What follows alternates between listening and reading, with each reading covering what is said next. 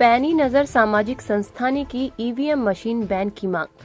पैनी नजर सामाजिक संस्था की अध्यक्षता में बरेली की कई अन्य सामाजिक संस्थाओं ने सामूहिक रूप से ईवीएम मशीन को बैन करने के संबंध में चीफ जस्टिस ऑफ इंडिया को बरेली जिलाधिकारी के द्वारा ज्ञापन सौंपा। संस्था के अध्यक्ष एडवोकेट सुनीता गंगवार ने कहा कि 2014 से लगातार चुनाव में गड़बड़ियां पाई जा रही हैं। इसके सबूत लगातार विपक्षी पार्टियां भी दे रही हैं, देश के अधिवक्ता दे रही हैं, लेकिन कोई सुनवाई नहीं हो रही है। रिपोर्ट अमरजीत सिंह।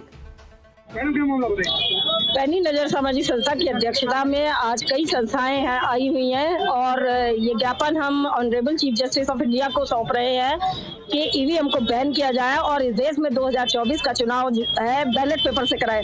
और ये मांग केवल संस्थाओं की नहीं, इस देश की जनता की मांग है। इस देश के अधिवक्ता इस बात की लड़ाई लड़ रहे हैं। लगातार 2014 से जो है ईवीएम में गड़बड़ियां पाई जा रही हैं, जिसके सबूत लगातार दिए जा रहे हैं, चुनाव आयोग को दिए जा रहे हैं, लेकिन चुनाव आयोग टस से मस नहीं हो रहा है और सरकार टस से मस नहीं हो रही है।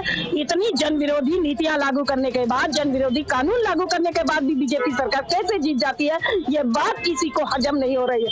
और ये 10 साल से ये क्रम चल रहा है और हर चुनाव में ईवीएम की गड़बड़ी के सबूत आते हैं, लेकिन उसके बाद भी इस आवाज को, विपक्षी पार्टियों की आवाज को दबा दिया जाता है। उनको ईडी सीबीआई का डर दिखाया जाता है, उनके ऊपर मुकदमे चलाने का डर दिखाया जाता है, उन्हें जेलों में भरा जाता है।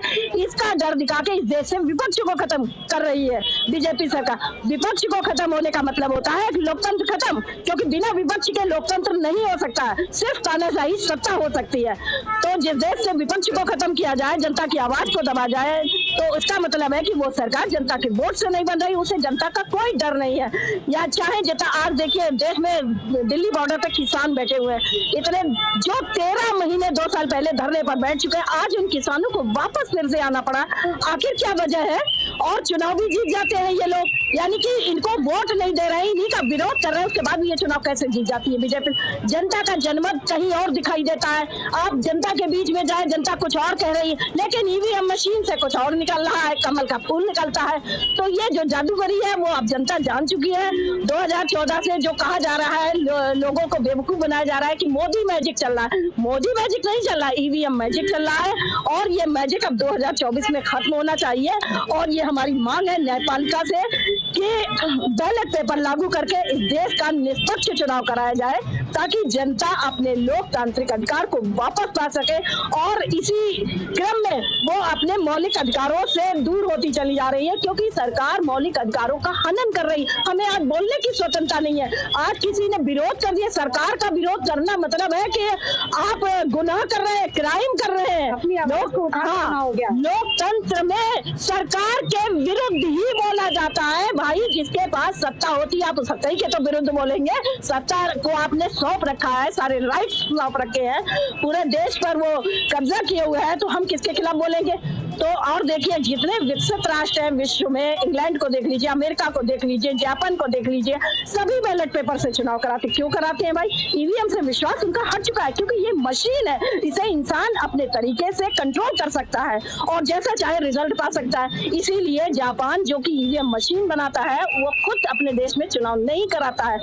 तो हमें इन देशों से भी सीखना चाहिए और ये सरकार अब बेकार के तर्क देना बंद कर दे कि ईवीएम मशीन के बिना चुनाव नहीं हो सकता है, खर्चा बहुत। आप 800 करोड़ का जहाज अपने लिए खरीद सकते हैं, अपने लिए विमान खरीद सकते हैं। देश को बेवकूफ बना रहे हैं कि हम ईवीएम से ही चुनाव कराएंगे। वजह यह है कि आप ईवीएम से जीत रहे हैं, इसलिए आपको डर है कि अब आपकी पोल खुल जाएगी, फिर पता नहीं इस देश की जनता आपके साथ क्या करेगी, वो तो जनता ही बताएगी। तो इसलिए अब ये 2024 का चुनाव ईवीएम से नहीं होने देंगे, अब बैलेट पेपर से ये चुनाव कराना होगा। आपकी मांग पूरी नहीं होगी, अगला कराना? नहीं, ये अब पूरे देश का आंदोलन है, ये किसी एक व्यक्ति का आंदोलन नहीं है। इसके लिए पूरे देश में ज्वालामुखी फूटने वाला है, सबके अंदर आक्रोश बैठा हुआ। आप जनता के बीच में जाइए, उनसे बात करके देख, ये डरी हुई जनता कह नहीं पा रही है, लेकिन कब तक आप डरा के रखेंगे? ये ज्वालामुखी फूटेगा और सड़कों पर आपको दिखाई देगा।